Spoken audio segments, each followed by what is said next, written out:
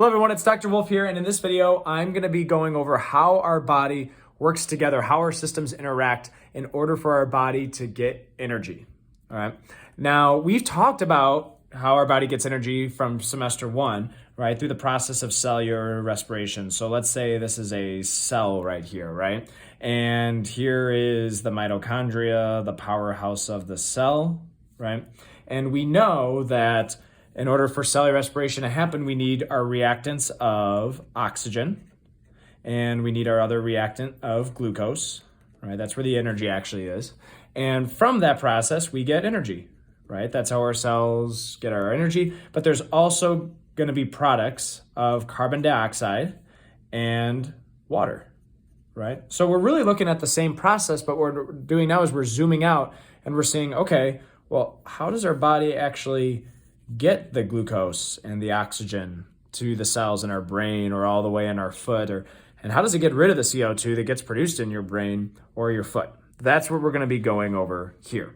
All right. So here's our model. This is obviously not going to be an anatomically correct model. All right. Although, the brain overall is here, and there's your lungs and your heart, and your liver sits underneath that, and your small intestine's here. All right. But you have muscles throughout your whole body. There's some stuff that's left out. But what this helps us do is it gives us a simplified model, right? And here's going to be our bloodstream right here. So let's just label that right away. This is going to be our blood, all right? Obviously, we have a whole network of complex arteries and veins and everything. But by having this really simple kind of loop, blood gets pumped from the heart, right? Goes throughout your body, comes back to the heart. It gets the overall picture of how things are flowing through our body in a really simplified, easy to understand way. All right. Now, here are the other organs that we have here. We have our brain, we have the lungs, right? We have our heart. Let's see, where am I going to label the heart? Maybe like just right here. We have our heart. All right, we have the liver. We have the small intestines, and we have muscles, and we have, let's say this is a skin cell. Okay. Now, all of these cells, right, need energy. So they're all doing the process of cellular respiration. So I'm going to represent cellular respiration, cell resp, as like this kind of like cloud of things happening. Right? So your skin cell needs to do some cellular respiration. Your muscles need to do a lot of cellular respiration. Your small intestines need to do cellular respiration, right? All of these need to do cellular respiration.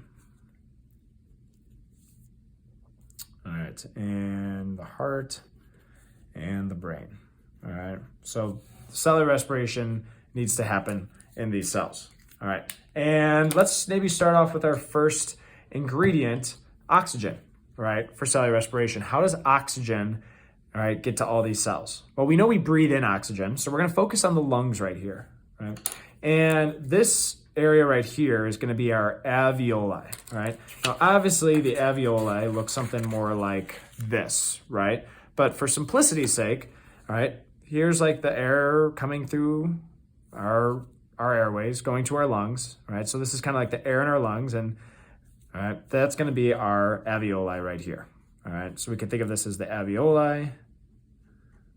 All right, and this is saying to the mouth. All right, so if you need to write it a little bit bigger, all right, to mouth. Okay. Now, in this model, I'm going to use red to represent oxygen here. All right, red's going to represent oxygen. All right. And we're going to breathe in oxygen. So I'm going to draw, I know it's going to get a little bit busy here, but I'm going to draw oxygen coming into our lungs. All right. Oxygen's going into our lungs. All right. Now we know that oxygen is going to go from our alveoli. It's going to pass through our lung cells and then go into our bloodstream. So we're going to show that happening, right? Here's going to be the oxygen that goes through our lung cells into the bloodstream. Perfect. All right. Now, on its way into the bloodstream, some of it does go to the lung cell itself to help it do some cellular respiration, right? So I'm going to draw an arrow going there too, all right? But most of that oxygen is going to be going to the bloodstream for the rest of the body. All right, now we got oxygen in the bloodstream. Now it could travel to the brain for cellular respiration as a reactant. It could travel to the heart as a reactant for cellular respiration. It could travel to the skin cell as a reactant for cellular respiration, to the muscles, to the small intestines, to the liver, all right? So that's how oxygen's able to get to all the different cells in our body, all right? Now, since we're already talking about the lungs, actually, let's go to glucose, all right? Let's go to the small intestines. How does our body get our second reactant of cellular respiration, glucose? So we eat food, it goes to your stomach, it gets broken down in your small intestines even more. So this is coming from your stomach, and this is going to the large intestine. I'm just gonna say like LI, large intestine, all right? So here's the glucose that's coming from your stomach, all right? And we know from this image right here that glucose is gonna go from the lumen from a high concentration to low concentration in our capillaries. So I'm gonna draw that right here simply. All right, glucose from the lumen in the small intestines into the bloodstream, right? Now, some of that glucose is gonna help power the small intestines, but a lot of it's just gonna diffuse into the bloodstream, all right? And now it could go everywhere else. Just like oxygen, that glucose is gonna go to the liver, it goes to the lungs, it goes to the brain, it goes to the skin cell, it goes to the muscles, right? I think I've covered all of them, perfect. All right, so that's how our cells are able to get our reactants, glucose and oxygen from the lungs, glucose from the small intestines. So now all our cells are happy, they're doing cellular respiration, they're getting energy, but as a result, they're also making CO2, all right?